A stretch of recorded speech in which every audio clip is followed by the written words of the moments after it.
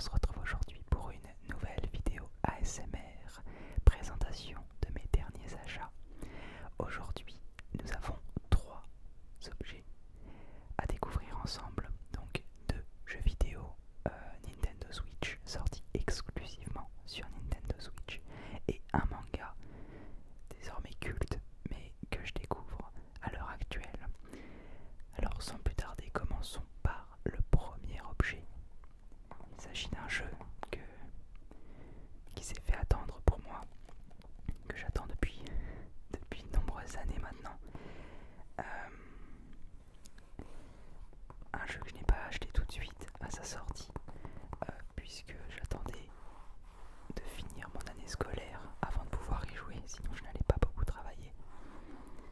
Il s'agit bien entendu de Mario Strikers Battle League Football. Mario Strikers Battle League Football. Alors, c'est un titre qui est sorti, je crois, le mois dernier, dans ces eaux-là. Donc pour la petite histoire, c'est un jeu de foot, bien que ça se rapproche plus du rugby ou du hockey que véritablement du foot dans l'univers de Mario.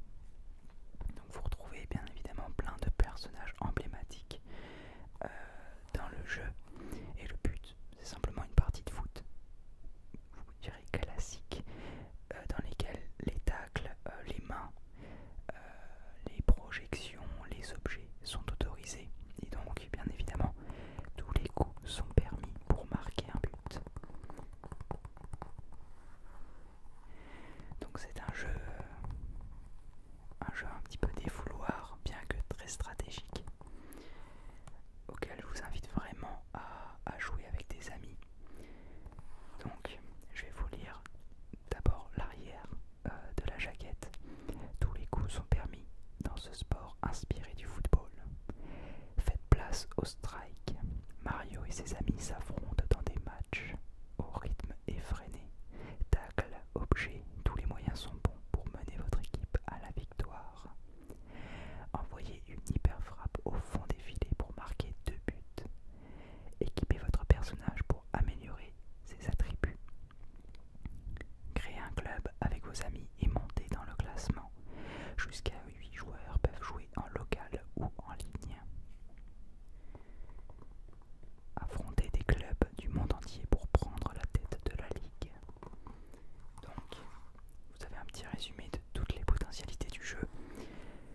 Donc, c'est un jeu qui a peu de durée de vie en solo, je dirais.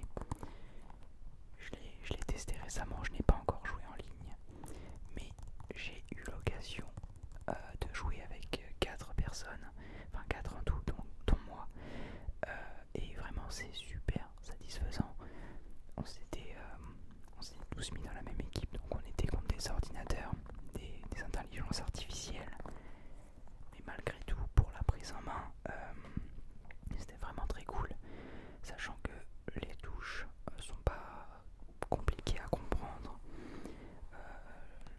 Après ça va plus être de la tactique qui va être un petit peu subtile à saisir, mais sinon le jeu en lui-même est vraiment cool.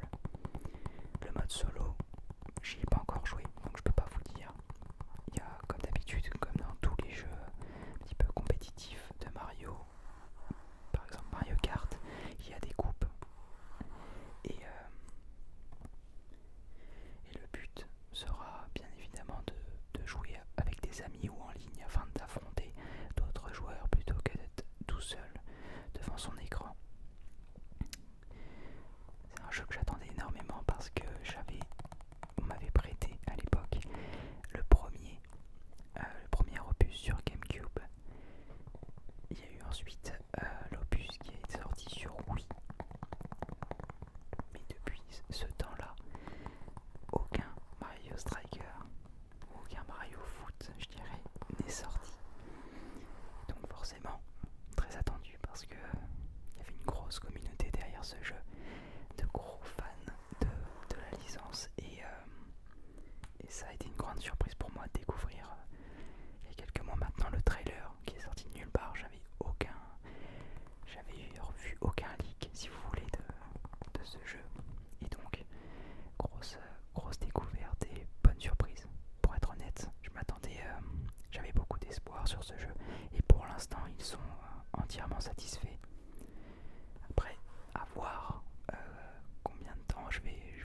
sur ce jeu parce que j'ai l'impression qu'il y a de grosses compétitions et de gros joueurs qui s'établissent.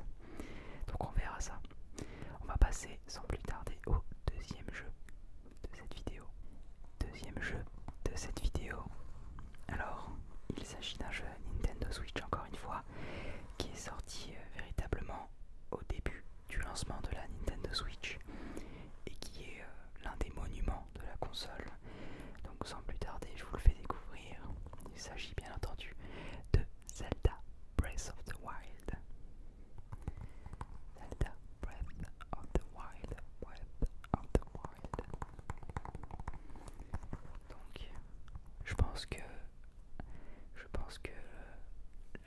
comment dire, les jeux Zelda ne sont plus à présenter, notamment celui-ci qui donc sorti en 2017, il me semble. Je crois que c'est ça, vu que la console a 5 ans. Un jeu d'aventure comme tous les Zelda qui nous plonge dans un open world, donc un monde ouvert pour les bons français, un monde ouvert où tout est enfin le sentiment de liberté est tel que on se perd même dans nos propres pensées. L'histoire, bien entendu, prenante. Je l'ai pas encore fini, hein, je suis vraiment au tout début du jeu, mais j'ai eu l'occasion de voir quelques vidéos et autres sur ce jeu. Et donc l'histoire est bien évidemment prenante, mais ce qui fait également la force de ce jeu et qui peut différer des autres Zelda, c'est sa liberté, tout simplement. C'est vrai que c'est ce qui m'a marqué tout de suite. Le sentiment de liberté est omniprésent. On va s'attarder sur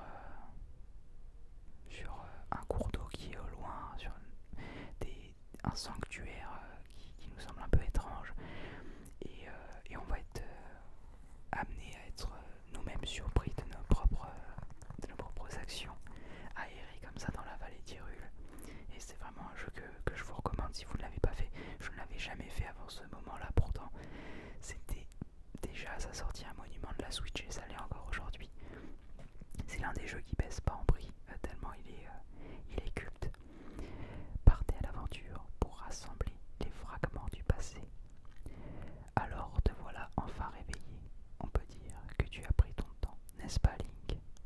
Depuis les temps les plus reculés, l'histoire de la famille royale d'Hyrule est intimement liée à celle du fléau, ce monstre que l'on nomme Ganon. Survivez au cœur des contrées sauvages. L'avenir d'Hyrule est entre vos mains. Mais à présent, tu dois savoir, je vais te raconter ce qui s'est produit il y a un siècle. La princesse, cela fait si longtemps qu'elle t'attend. Voilà pour les petits résumés du jeu. Donc effectivement, ça c'est un jeu qui revient un petit peu sur d'anciennes civilisations, je dirais, puisqu'il y a certains peuples qui n'existaient plus jusqu'alors, qui sont présents dans ce jeu. En fait, je dirais que ce jeu c'est un petit peu là, puisqu'il y a plusieurs branches temporelles dans l'histoire de Zelda. C'est un petit peu le jeu qui les rassemble toutes, et donc c'est une véritable, je dirais pas une œuvre d'art, même si je pourrais largement qualifier ce titre d'œuvre d'art, puisque même à sa sortie, il était graphiquement incroyable pour la Switch, qu'il est encore aujourd'hui d'ailleurs.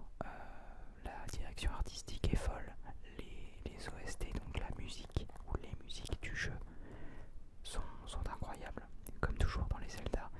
Et franchement, si vous avez la Switch et que vous n'avez pas encore fait ce jeu, ne soyez pas comme moi à passer à côté de ce titre pendant des années, parce que franchement, c'est un bête de titre. J'ai beau avoir fait quelques Zelda, je les ai pas tous fait, attention. J'ai fait tout le premier avec la console virtuelle justement sur la Switch. J'ai fait également, j'avais commencé Minish Cap. J'avais fait, je sais plus lequel c'est, qui m'avait été envoyé par Monsieur Discret. Oracle of Seasons. J'avais